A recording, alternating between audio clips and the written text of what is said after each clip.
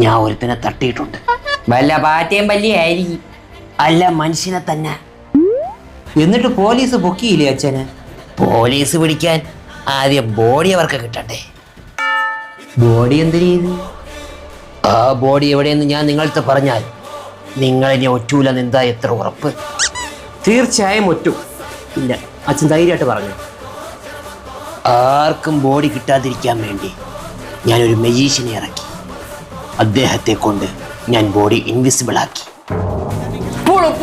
ആനപ്പുളു.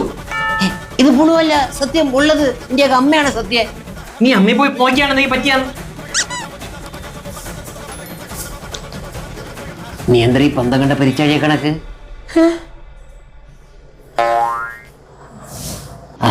പെരിച്ചാഴികളായിരുന്ന. എന്താണ് മുഖത്തൊരു മ്ലാനത? ചന്ദ്രിമാമയെ പറ്റി?